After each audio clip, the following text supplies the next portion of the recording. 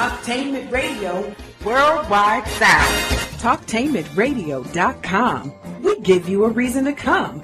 The world's greatest radio. We give you a reason to stay. Radio, the way it should be heard. You got the power.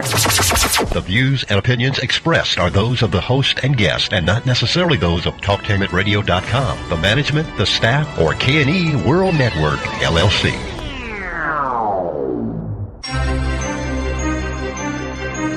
This is The Compensatory Concept with Mr. Neely Fuller, heard exclusively on TalkTainmentRadio.com, the world's greatest radio. Radio, the way it should be heard. And now, Mr. Neely Fuller. If you do not understand white supremacy, which is racism, what it is and how it works, everything else that you understand will only confuse you. Only confuse you. Only confuse you. Good morning. Good morning, good morning, good morning, and welcome to the world's greatest radio station. From coast to coast and around the world, you are listening to TalkTainmentRadio.com, the world's greatest radio.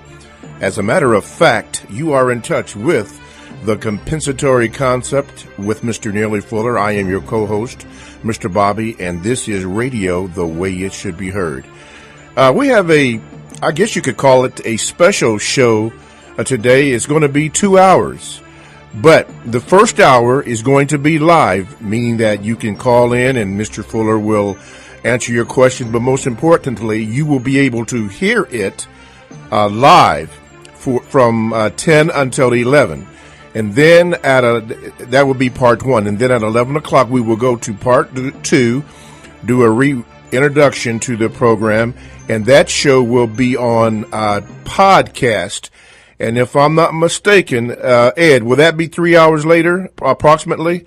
Yes, okay. Approximately 3 hours later, you will be able to pick up part two of today's programming. We're going to speak to Justice, and we'll have Mr. Fuller's thoughts on that. And, of course, you know, it's going to center around the events which are happening in Baltimore, Maryland. And for those old school players who have been around, this is nothing new. We remember what happened back in 1967 and 68. And it was quite a situation. So there's nothing new under the sun. So let me say this to my other co-host, Mr. Fuller. Good morning, and how are you, sir? I'm still learning. You are still learning. Man, you have influenced me that real well because I realize that I too am also still learning every day. In fact, I learned quite a bit yesterday. There's a report that has been out for over 48 years. 48 years concerning this subject, Justice.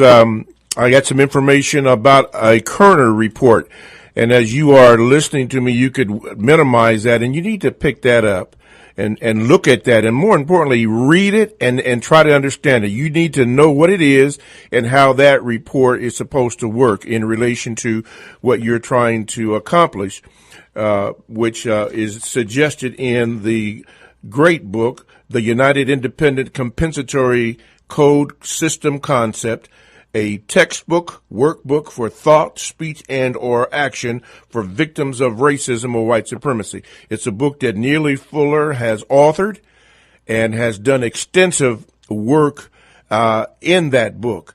And Mr. Fuller, briefly, before we go on and answer calls and questions that I have here, we spoke a little bit about the Kerner Report, and you dropped some science on me, and I'm still researching. In fact, I have a copy of the entire report in my hand right now. And what are some of the, what is the Kerner Report and how was it supposed to work?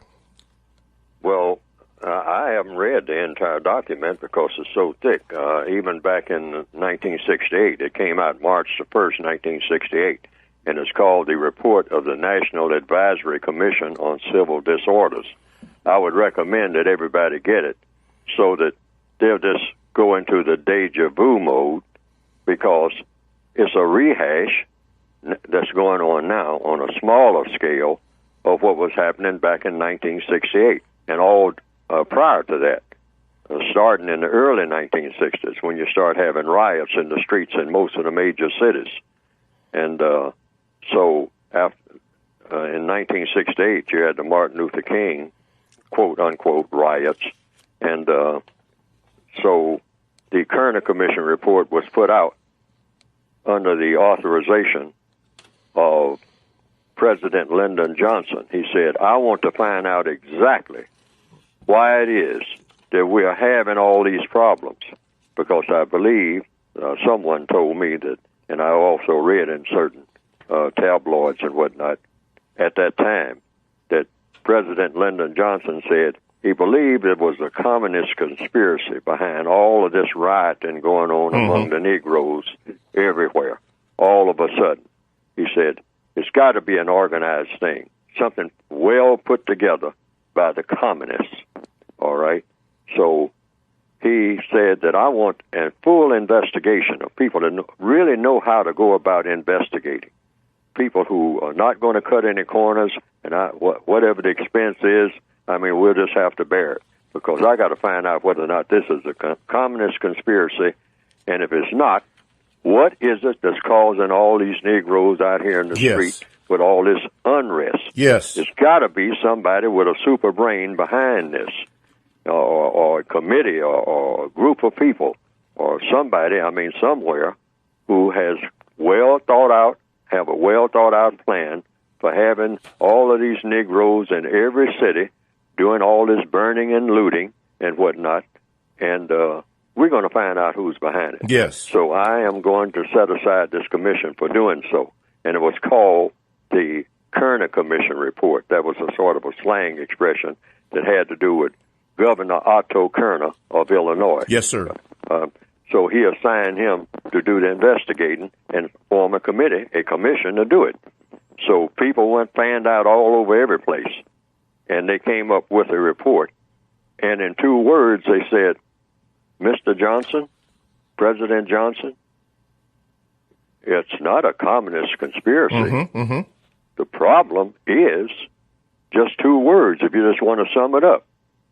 And it's a real thick book now behind this. Anybody who will have this book will see that it's very thick. He said, all of our studies show it boils down to 2 things. White racism. That's the cause of the riots. Yes. You can, whatever you do, whichever way you want to twist and turn it, and I understand that President Lyndon Johnson was furious about that type of conclusion. Yes, he was. He said, no, that can't be. I mean, don't come up with something like that. We put out all this money and effort, and that's all you can come up with? But he said, Mr. President Johnson, listen to us. This is it. There's nothing else. White racism is behind all of this unrest. Yes. All of these problems in the cities. All of this problem in the countryside.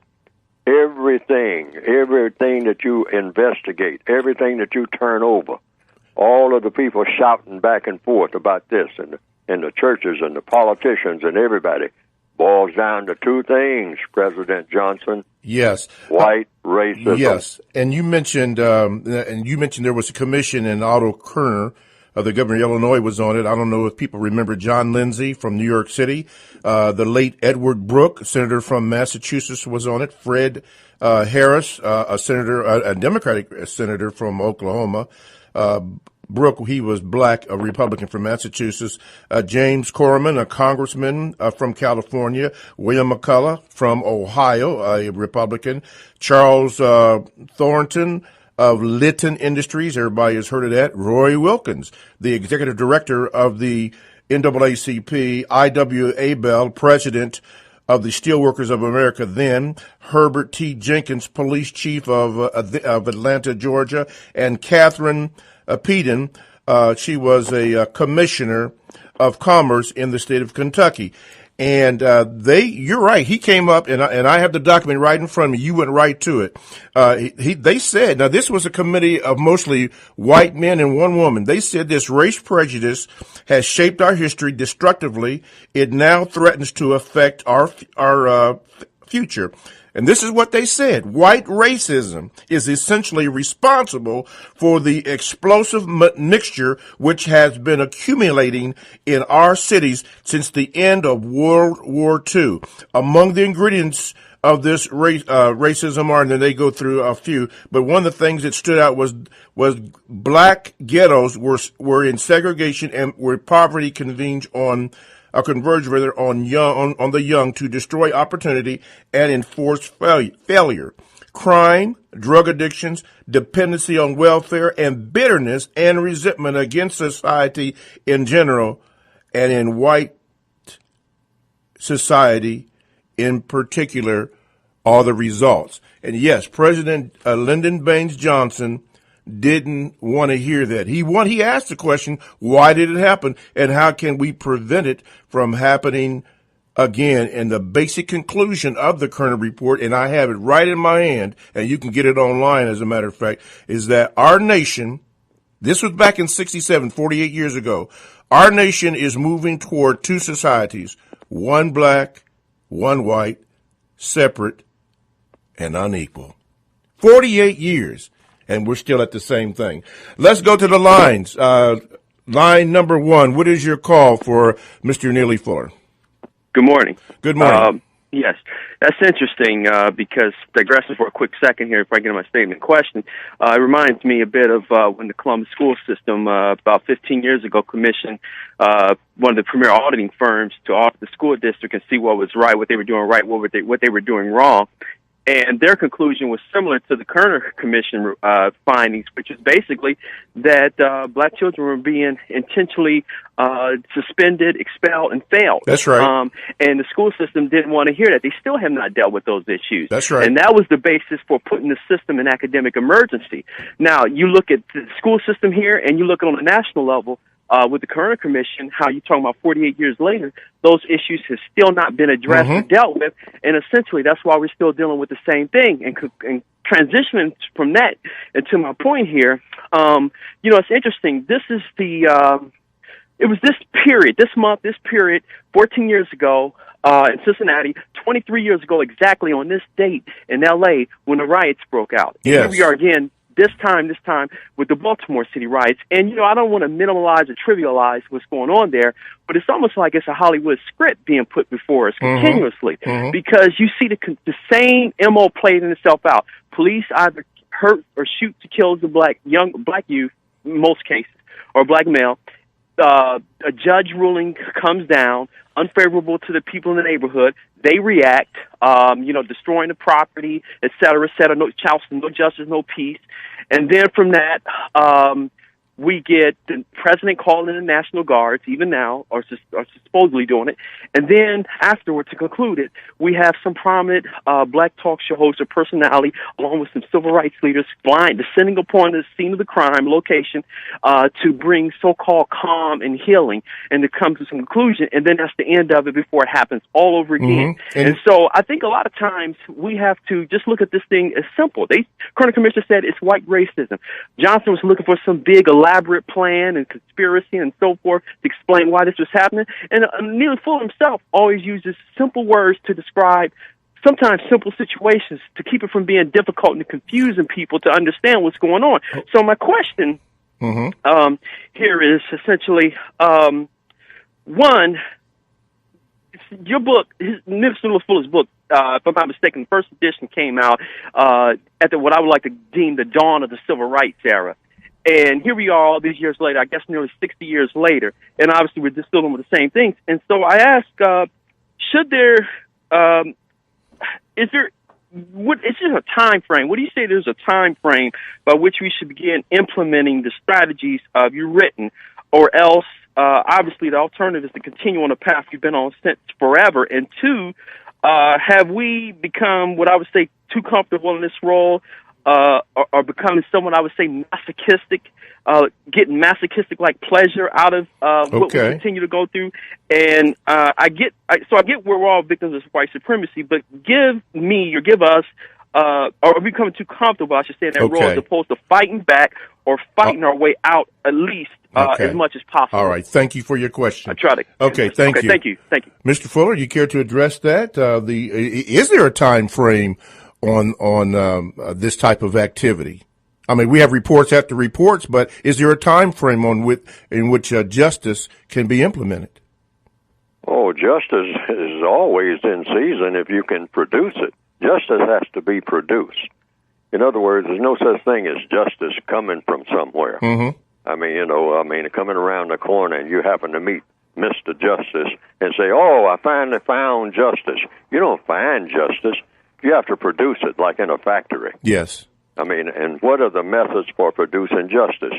You got to guarantee that no person is mistreated, and that the person that needs help the most gets the most constructive help. And that is the compensatory definition. Yes, and one that you've made up, correct? Yes, I made up that definition because there is no legal definition for the word justice. Okay, wait a minute. Hold on for a minute. You're listening to the compensatory concept with Mr. Neely Fuller. I am your co-host, Mr. Bobby. And we can be heard here exclusively on TalkTameItRadio.com. Call 1-877-932-9766, or you can Gmail me at 7mrbobby@gmail.com. His second part of that question is, are we getting too comfortable with this non-production of justice? Well, it depends on who's steering the whole discussion. And the white supremacists, naturally, are the people, because that's the biggest government or the only significant government on the planet, and the most skillful, the most powerful government, made up of the smartest people on the planet. Some people will argue with that, but I say all the evidence shows it. But just being smart doesn't say that you are good or that you have the correct intentions. So what we have to do is change all of those white supremacists, those people who believe in running the world based on racism, to change their minds. We have to persuade them to do so and or force them. This is just the way it works. Sorry about that, but it's no other way. They don't leave us any options. And but you do this through your everyday thought, speech, and action. That's why I say you codify everything. Yes. So you don't even think about comfort or discomfort. Yes. You just think about what is your mission on the planet. And that is to replace the system of white supremacy with the system of justice. Okay. That should be the mission of everybody who's breathing. With that being said, in the fifth area of human activity, you were on page 91 of the code book, you wrote this: if an individual person chooses to utilize any suggestions presented in this book or herein, he or she should do so in a manner and it at a specific time, at a specific place, that will produce the most constructive results in the revelation of truth and or the production of justice or correction. Then you went on to say, as long as racism, that's just white supremacy, is the dominant motivating force among the people of the known universe, every effort should be made to avoid violent conflict between all people who are not racist or white supremacists. It also it is also correct to avoid conflict with racists if it is at all possible to do so while trying to reveal the truth and or while trying to promote justice or correction. Now, we saw those young men in Baltimore throwing rocks and so forth. I understand from the sources that I have that some of those people that were there and that were in those activities were paid by certain groups of people to cause some of those pictures that the media captured on television to promote a stereotypical image of what they think of young black youth. And with the schools closing and so forth, it seemed like more people were guided in that area. Your thought on that before we go to the next call?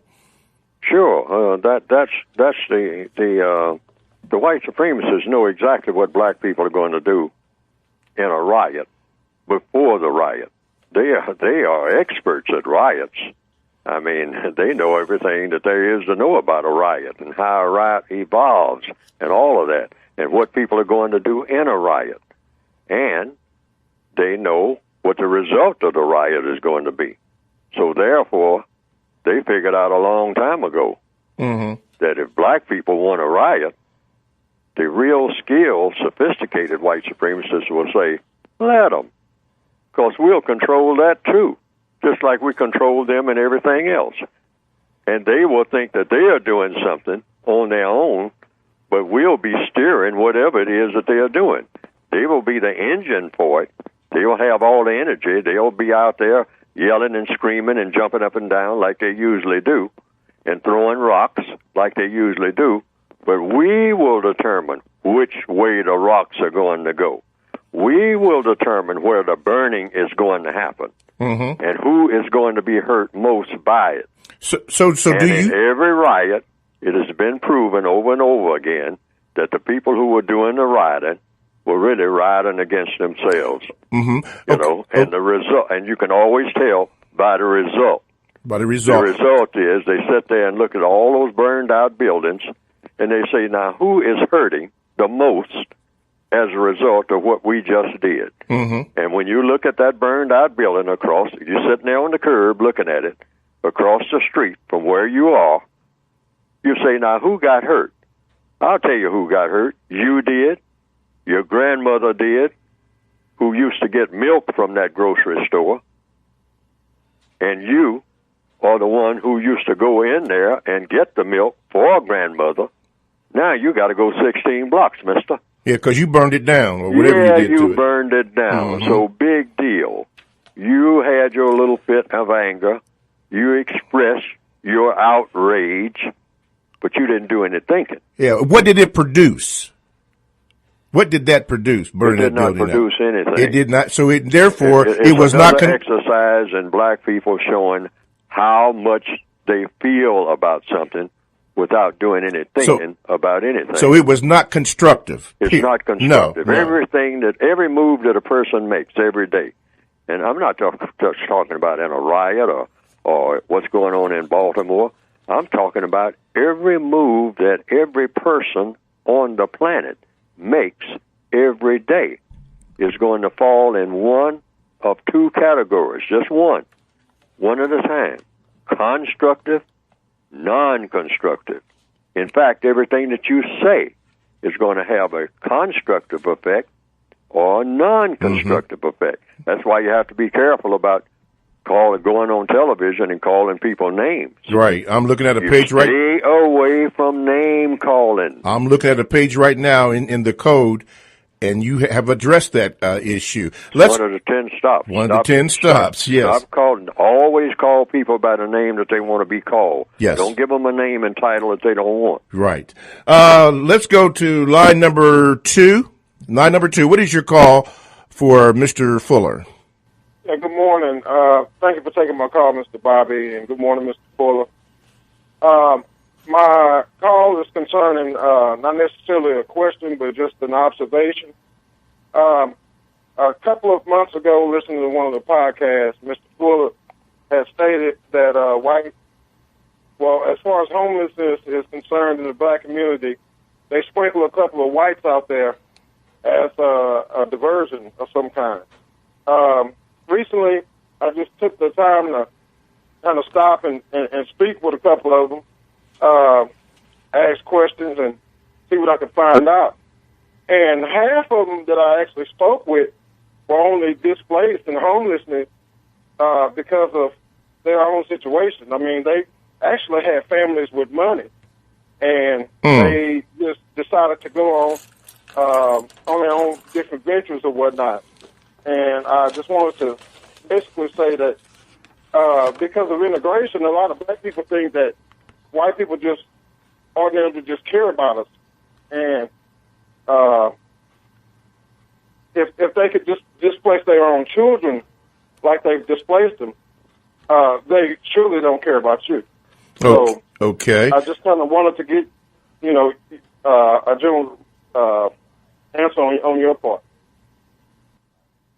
All right, Mr. Fuller, you care to...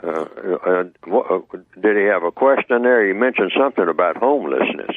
Yeah, exactly. It's not necessarily a question. It was just an observation that a lot of white homeless people, they kind of choose to be that way because they have a family that has money and stability, and not like black people. We're just displaced because of circumstances and whatnot. But a lot of white people choose to be out there and homeless. Okay. Mr. Fuller? Oh, yes.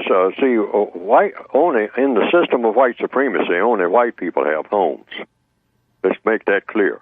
There's no such thing as a black person with a home. Black people are always dislocated. It's nothing. You're never in a stable situation, even when you think you are, because they know how to make you move. Like in the movie Shane, I mean, it's a formula that's universal. I mean, the Riker brothers, if you ever see that old movie that goes back to Alan Ladd and whatnot, some of those old movies have lessons. I mean, and they're the Riker brothers who are cattlemen, and they don't want anybody squatting on their land, which they took it all from the Indians, by the way. And they even said so in the movies. I mean, that one of them said, I still got an arrowhead in my left arm or something like that. I mean, but we made this land. We made it. We made it what it ought to be. But very in your face saying we took it from the Indians, which dislocated the Indians. So the Indians, even today, do not have a home. They have what you call reservations, in which you have casinos on that they're not getting anything out of. Right. That's mostly a gangster operation of some type.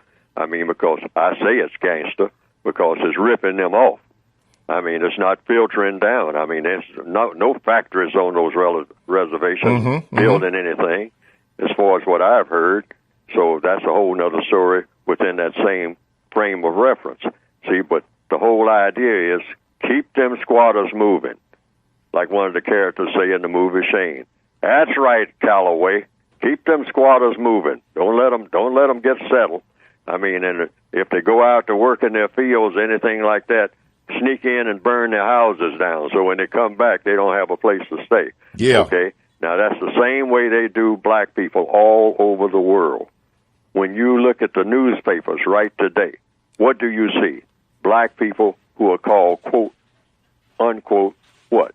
Immigrants. Immigrants, yes. Yeah, what does that mean? That means I'm moving from one place to another.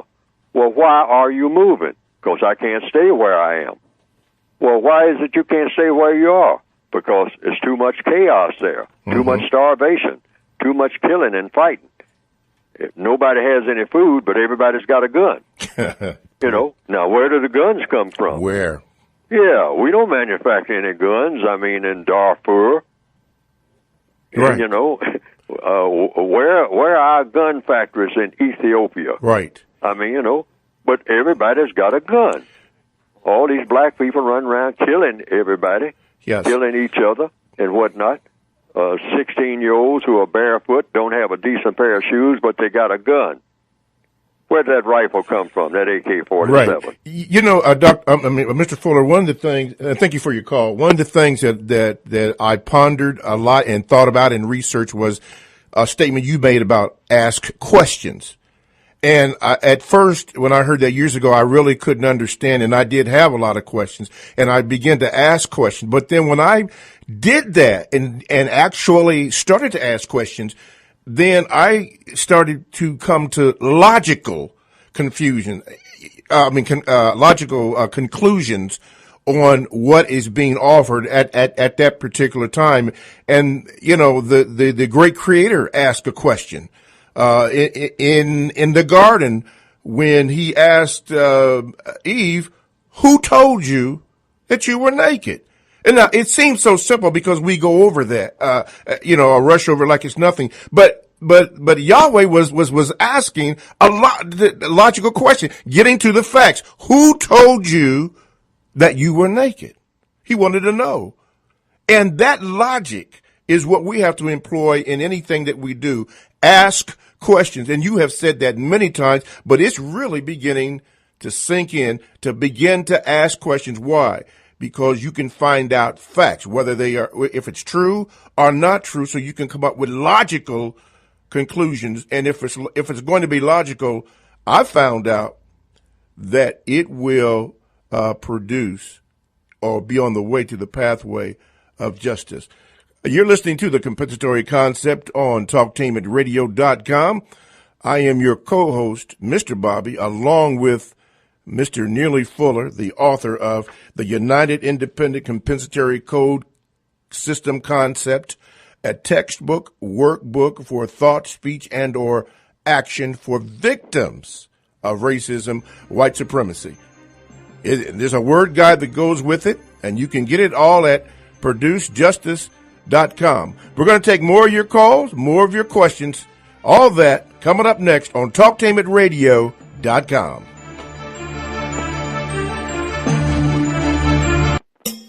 TalkTainmentRadio.com is the premier internet radio platform offering 40-plus talk radio-style programs professionally produced, optimized for online distribution, featuring Columbus, Ohio on-air personalities. TalkTainmentRadio.com offers listeners diverse programming options covering topics such as arts and culture, love, life and relationships, technology, religion, paranormal activities, local and national politics, women's issues, alongside health and wellness. Listeners can access their favorite TalkTainmentRadio.com programs free of cost through the website. Download the TTR app to your cell phone and you can take us wherever you go. We have programs on demand to fit your schedule through our podcast. The address is TalkTainmentRadio.com. We can give you a new heart. We can help you walk again. We can perform brain surgery. We can treat a sore throat. We can bring life into the world. We can work so many miracles, but the one thing we cannot do is read your mind. When you communicate with your doctor, when you ask us more questions, you reduce your risk of suffering a medical mistake. Tens of thousands of lives are lost every year due to medical mistakes. The healthcare community is working on it, but you can help. Please, open up. Ask more questions. What are the side effects? When should I expect my test results? Will this medication interact with my other prescriptions? We can't answer if you don't ask. Help reduce your risk. Questions are the answer. Learn the 10 questions you must ask. Visit www.ahrq.gov. This message brought to you by the U.S. Department of Health and Human Services, the Agency for Healthcare Research and Quality, and the Ad Council. In the small town of Elmira, New York, a boy was born into an all-American family. The odds of him opening his own clothing store at the age of 18? 1 in 138,000. Excited to be a part of pop culture, he packed for the big city. The odds of him achieving his dream in the fashion industry? 1 in 23 million. The odds of having a child diagnosed with autism? 1 in 68. I am Tommy Hilfiger, and my family is affected by autism. I encourage you to learn more at autismspeaks.org/signs. Early diagnosis can make a lifetime of difference. Brought to you by Autism Speaks, the Ad Council, and TalkTainmentRadio.com, the world's greatest radio. Goodwill is a global social services enterprise and the leading nonprofit provider of job training programs and career services in the United States and Canada. To pay for its program, Goodwill sells donated clothes and other household items in more than 2,700 stores and online at shopgoodwill.com. Goodwill uses the revenue earned from these sales to fund job training, employment placement services, and other community programs. The goal of the campaign is to increase goods donations to Goodwill, inspire an emotional connection to the Goodwill brand, and to elevate preference for Goodwill. Supporting minority education. I'm Sean Booker, dammit, from The Melting Pot. I'm here to tell you that as the mother of a high school senior, I know due to financial circumstances, many of America's deserving minority students do not have access to a college education. Since 1944, the United Negro College Fund has sought to provide one. Since 1972, the beginning of this campaign, UNCF has helped more than 300,000 talented students earn a college degree. I'm Sean Booker, dammit. Give a helping hand. The United Independent Compensatory Code System Concept by Neely Fuller is considered as one of the substantial and basic books for understanding and effectively countering racism. Neely Fuller will turn upside down everything you've heard and everything you think you know about racism and how it works. Call area code 202-484-5461. 202-484-5461. I'm as mad as hell, and I'm not going to take this anymore. Go ahead. Make my day. You got the power. Okay, you are listening to the Compensatory Concept with Neely Fuller. I am your co-host, Mr. Bobby, here on TalkTainmentRadio.com. If you'd like to get in touch with the show, you can by calling 1-877-932-9766, or you can Gmail me at 7mrbobby.com, and I will try to get to your calls or your messages. Remember, you can get the United Independent Compensatory Code System Concept, a textbook workbook for thought, for speech, and or action for victims of racism, white supremacy, and the word guide. You can get that. The word guide, the guide is an addition. You can get that by going to producejustice.com. That's producejustice.com, and Mr. Fuller has set up the situation so that you can get the book and get the documents. This is a special programming that we're having. This is part one of speaking about justice. The first part will be live as you are hearing it now, but at 11 o'clock we're going to start the show all over, but that will be part two, and that will be on podcast. And according to Mr. Ed, and not the horse, according to Mr. Ed, that show can be heard approximately 3 hours later. Before we go to our next call, one of the things that the commission said, Mr. Fuller, was that he said concerning the police, they said that the police are not merely, quote, a spark, end of quote, factor. To some, black police have come to symbolize white power, white racism, and white repression. And the fact that it is that many police do reflect and express these white attitudes, the atmosphere of hostility and cynicism is reinforced by a widespread belief among blacks in the existence of police brutality and in a double standard, end of quote, of justice and protection, one for blacks and one's for white. You care to make a comment on that? This was the commission that said this, and these were mostly of white men and women that said this. Well, there's an old expression. Everything nourishes what is strong already. Now, the system of white supremacy is the strongest, most powerful, most sophisticated government of people in recorded history. But it is a system that's not designed to produce justice. It's just the opposite. It's designed to thrive off of non-justice. Mm-hmm. So every institution that comes up, whether it's a so-called police department, an educational system, an economic system, anybody who comes up and says, oh, this is the way we're going to distribute materials and money and all the nice things, it is all dominated with racist intent. So, education, entertainment, if you're going to go into the field of entertainment, hey, it's got to somehow, you better figure out a way for this to nourish what is already in place. And what is in place is a system of white supremacy.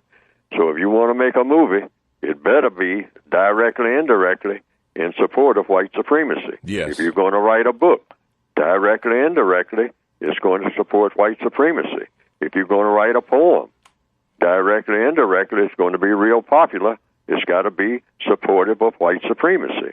And, if you're going to write a song, if it's derogatory or something that, that inspires black people to do terrible things to each other, go right ahead. We'll finance that. Why? Because that will support white supremacy. Anything that's going to harm black people, going to keep black people from being inspired to do anything constructive. Yes. I mean, that helps white supremacy. Okay. And in the labor market and in religion. I mean, we'll come around and check and see what kind of religion you got. If that religion got anything in it that is not compatible with the system of white supremacy, you might just have problems with us, the white supremacists. All righty. Let's go to the phone lines. Line number 3. What is your question for Mr. Neely Fuller? Hello. Hi, Mr. Bobby. How are you? Good. Good. Hi, Mr. Fuller. How are you? I'm still learning. My question is, I'm coming to you, Mr. Fuller, as a daddyless daughter. I've never pretty much been shown or strength of a black man. But my children's father, I'm co-parenting with my children's father. I have a 4-year-old and an 11-year-old, 4-year-old boy, 11-year-old girl. How do I teach them, besides, of course, I just learned of you as of last week, so I'm going to purchase your book, but how do I teach, not just myself, but my children, how to conduct themselves in a code of conduct?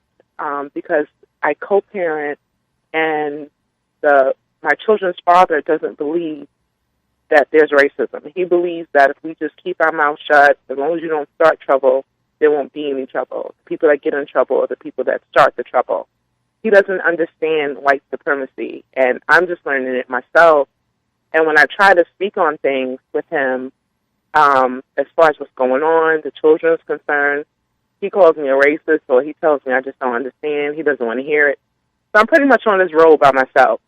So how do I continue to teach myself and teach my children how to conduct themselves in a code of conduct as they live as black children and grow up in America? Okay, thank you for your call.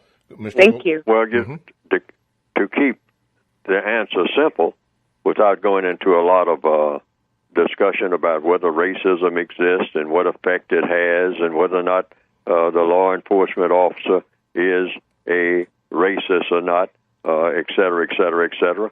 It has codified the behavior of what you're going to do. And what I always recommend, what I myself do. And I have been in law enforcement myself.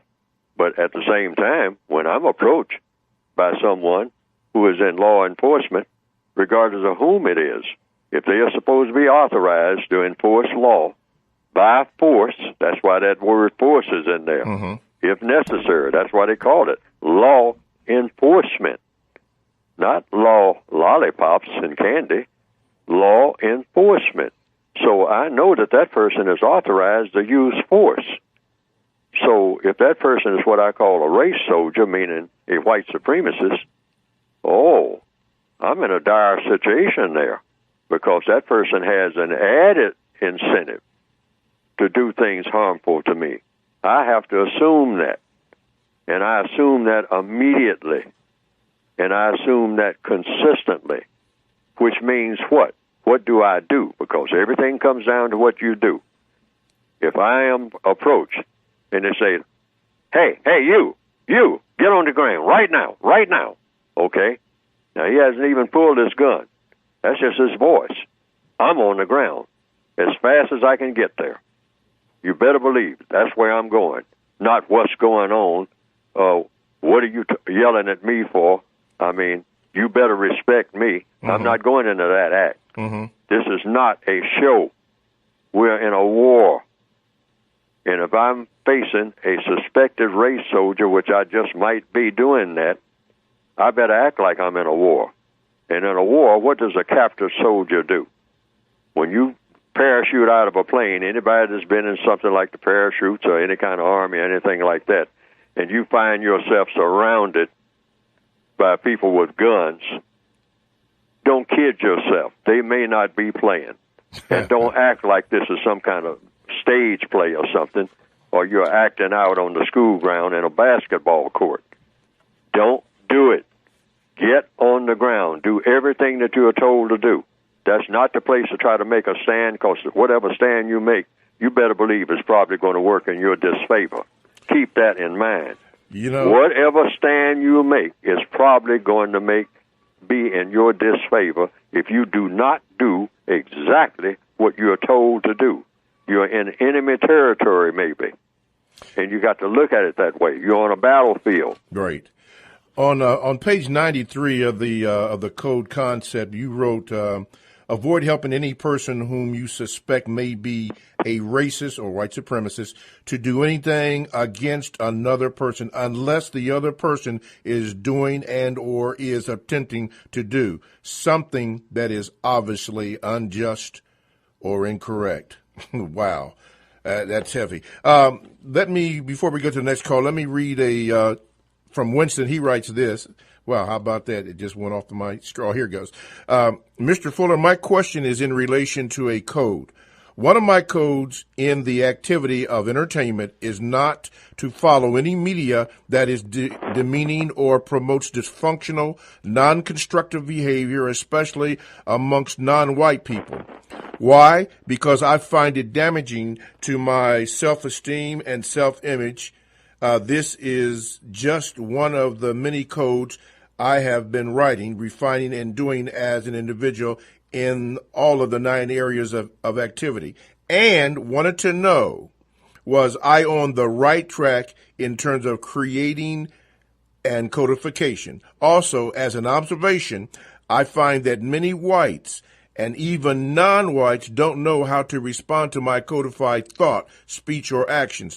They become baffled or shut down all communication. Have you experienced this in your years of practicing your own code? Thank you, from Winston. Well, it's been my experience that when I use codification, I get questions. Sometimes the people do become baffled, but anytime the average person is baffled about anything, including myself, that means the floor is now open for questions.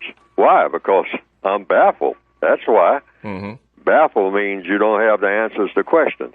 All problems in the universe are solved through the process of questions and answers. So if people become baffled by my behavior, they'll probably ask the question, or maybe they won't. But the logical question would be, Fuller, why are you behaving this way? Why did you say what you just said? Why did you do what you just did? And if I'm doing it or saying it, I should be able to explain what I'm doing and why I'm doing it. And I should try to make very certain that whatever it is that I am saying or doing is of constructive value. Yes, sir. That's the key. That's the key. See, because you just got 2 choices now, constructive, non-constructive. Every move you make is going to be one or the other. Yes, sir. Okay, let's go to the phone lines. Line number 1, what is your question for Mr. Neely Fuller? Hello, Bobby. Stacey. I'm calling to ask her, in your studies and your travels, a lot of people don't want to talk about some of the real problems, too, that you can't really solve. It might be labeled under conspiracy theorists and all this stuff, but I do find that when I did some research, that I find that a lot of, first of all, I totally agree with your concept of racism. I definitely understand it.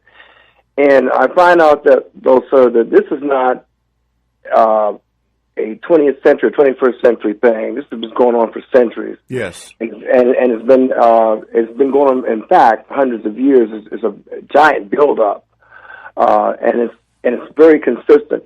And to fight something like this, I don't want to be a cop-out because I do believe in the Lord.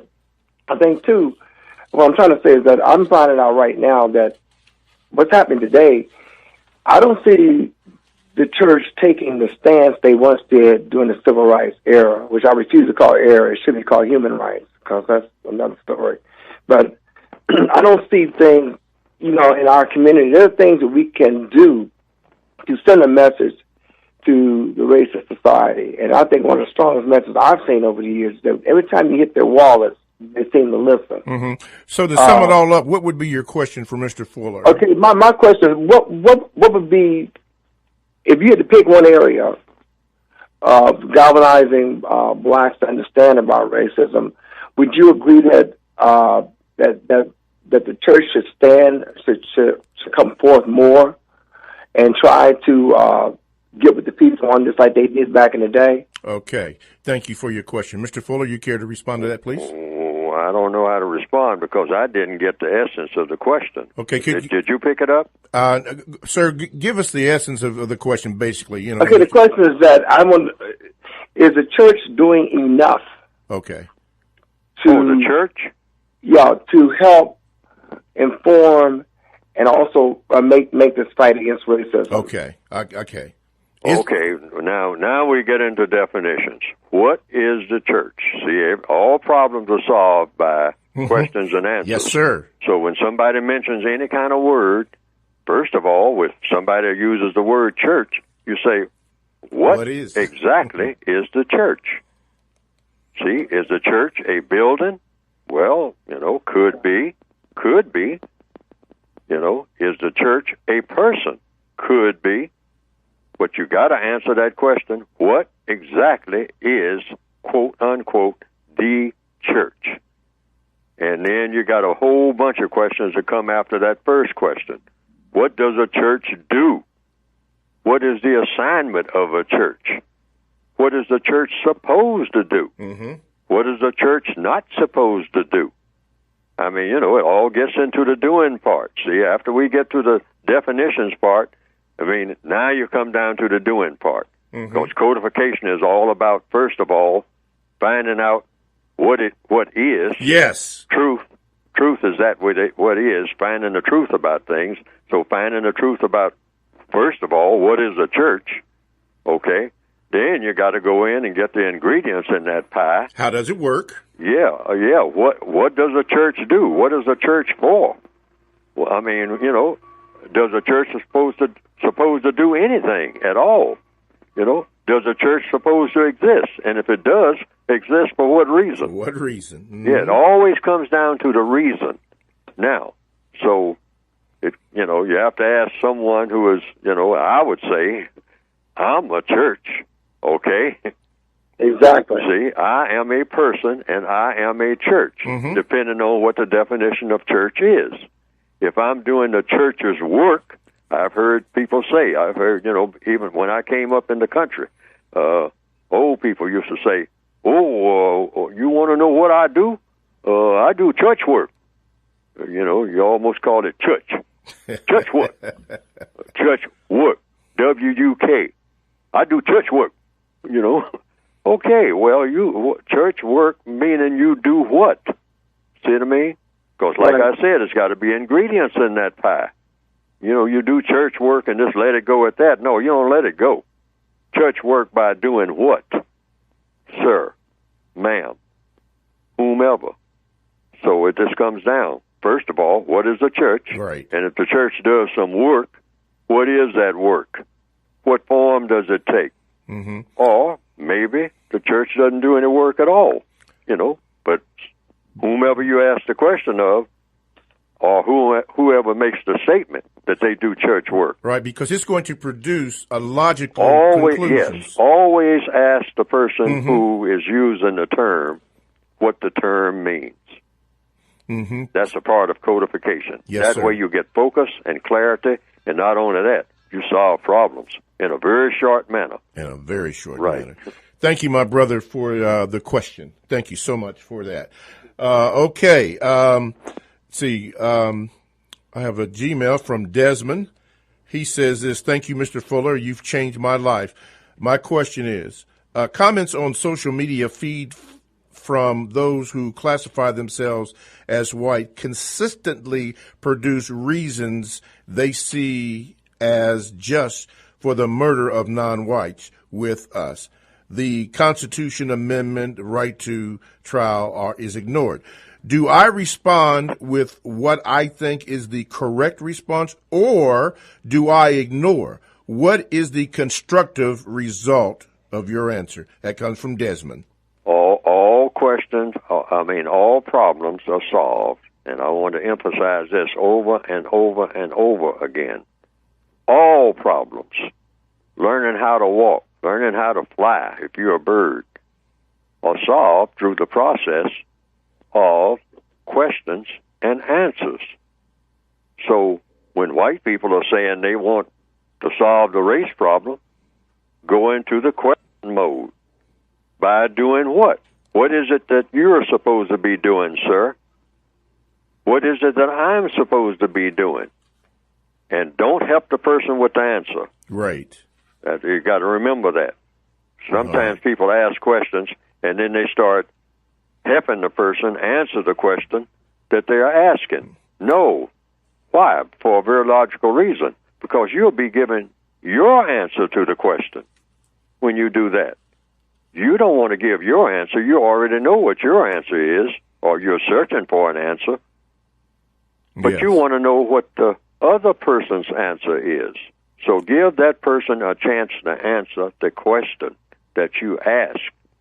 If you agree with it or disagree with it, that's not important at that point. You want to get a full answer from the person. If you ever been to court, you will notice that. For sure. Right. Listen, my listeners, or our listeners, this is part one of two-part show of the compensatory concept with Mr. Neely Fuller. Of course, I'm your co-host, Mr. Bobby. We're going to shut it down at 11, but then we're going to open it back up, a new promo, just like the show starts all over again, but that will be part two. So hang on if you're on the line in case we have to go, which we will have to go in a few moments.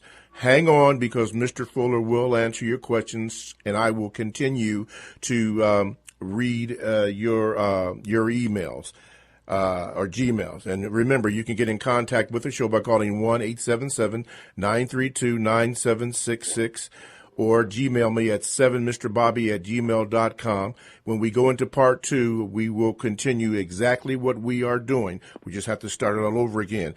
In our remaining moments, I have a letter from Mary, or a comment from Mary. She said, "Thank you, Mr. Bobby, Mr. Fuller. Thanks for helping me become conscious of the concept of having a code as a role model for corrective or constructive thoughts, feelings, and actions. Not a person, never a person to counter the specific practice of racism in form of white supremacy." Will you comment on the importance of understanding the logics of the concept of having and using a code, and that it is not just your idea? Thank you. Comes from Marion Martin. Yes, I'll comment on that. Logic came with the universe.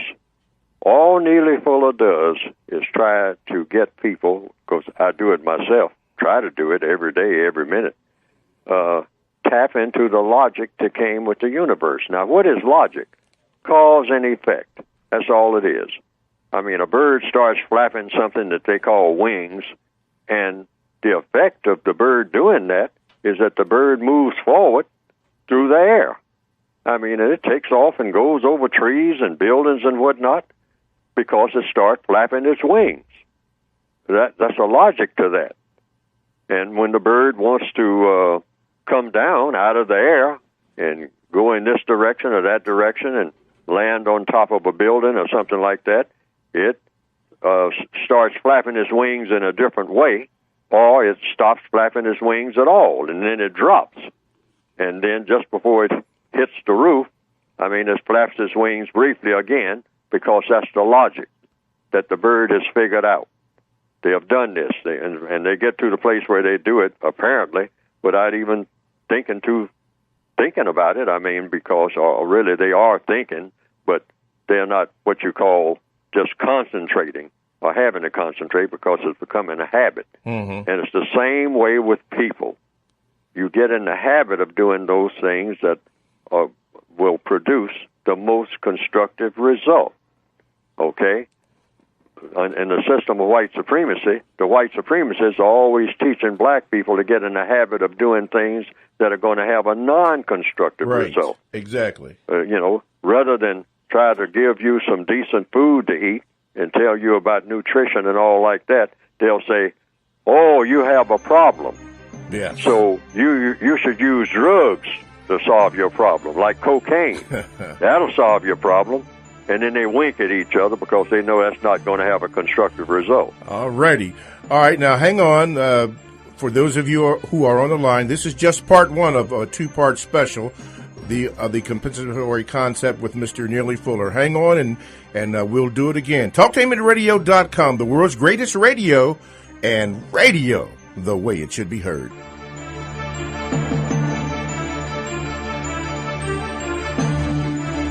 Thanks for listening to The Compensatory Concept with Mr. Neely Fuller, heard exclusively on TalkTainmentRadio.com, the world's greatest radio. The most important question in all racial matters is why.